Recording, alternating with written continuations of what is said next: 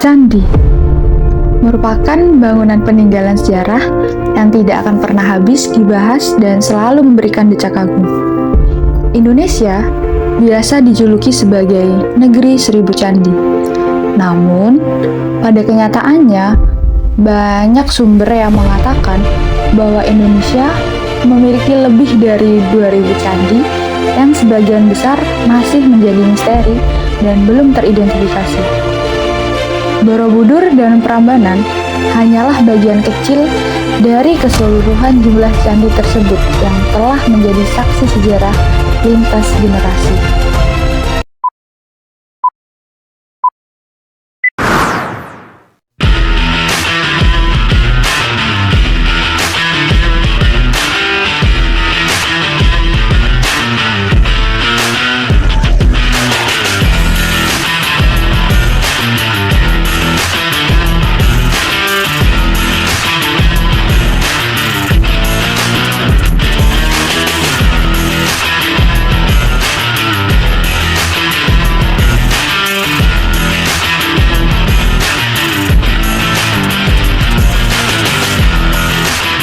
Halo teman-teman, kali ini kita akan menelisik salah satu candi peninggalan yang memiliki pemandangan tak kalah menarik dan sangat direkomendasikan untuk teman-teman kunjungi. Candi ini berdiri sejaman dengan wabah yang paling mematikan dalam sejarah umat manusia yang disebabkan oleh bakteri Yersinia pestis melalui kutu pada tikus yang populasinya meledak sehingga membuat 50% populasi manusia di Eropa mengalami kematian, yakni bencana kelaparan besar dan wabah maut hitam Black Death pada abad ke-14. Candi itu berada di Indonesia, tepatnya di Jawa Timur, dan menjadi bagian dari situs Trowulan Mojokerto, yakni Candi Bajang Ratu.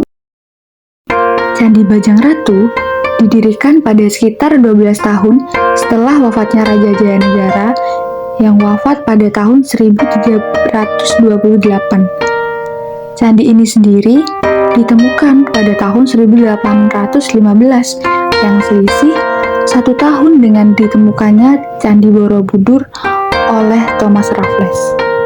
Penamaan Candi Bajang Ratu berasal dari kata bajang yang memiliki arti kecil atau kerdil, dan ratu yang memiliki arti raja.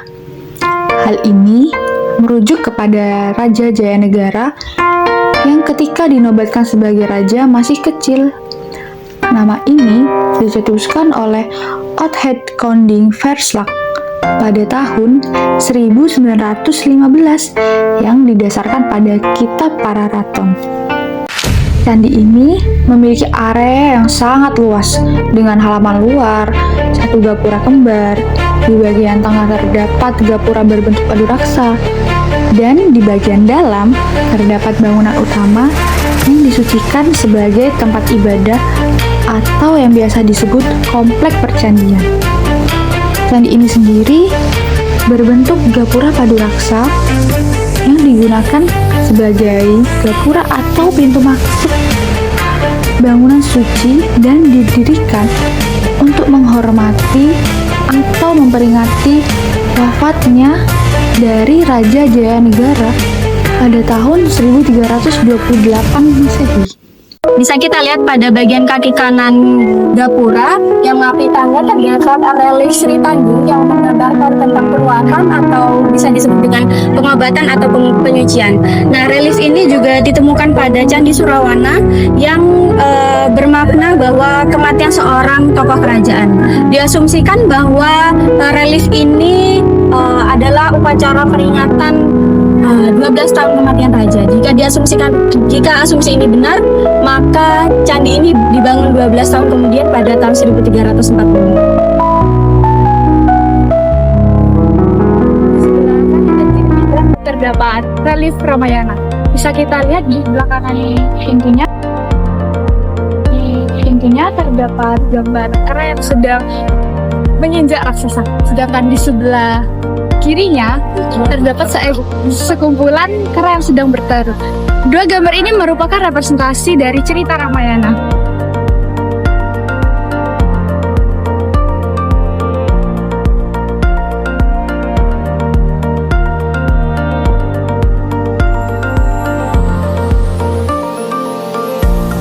Dari segi bentuk, seperti yang telah dinyatakan oleh Dr. Andes I. Gede Bagus Arnawa dalam bukunya, candi ini berbentuk pintu gerbang tipe paduraksa atau gapura beratap.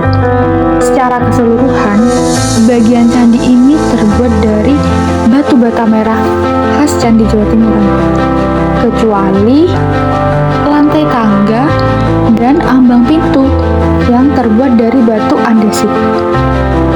Nah, jika dibuat denah, maka terlihatlah bahwa panjang dari candi ini sekitar 11,5 meter dengan lebarnya 10,5 meter dan tingginya 16,5 meter. Oke, kalau misalnya kita perhatikan di bagian atas ambang pintu, itu ada kepala kala yang dihiasi dengan motif suluran. Terus atasnya lagi itu adalah motif yang salah satu cukup rumit. Atasnya itu ada kepala kala yang berhiaskan yang diapit oleh kedua sisinya. Terus atasnya lagi itu diapit oleh naga. Naga ini itu representasi dari dinasti Yuan. Terus atasnya lagi itu ada kepala Garuda. Nah, setelah kepala Garuda itu atasnya lagi itu ada motif dari matahari. Itu merupakan representasi dari kerajaan Majapahit itu sendiri. Setelah itu atasnya lagi itu ada binatang bermata satu atau monocycle cyclops. Nah, atasnya lagi itu ada binatang bertelinga panjang. Nah, kalau misalnya kita melihat titik puncaknya itu berbentuk kubus atau geometris dengan motif hiasan kelompok.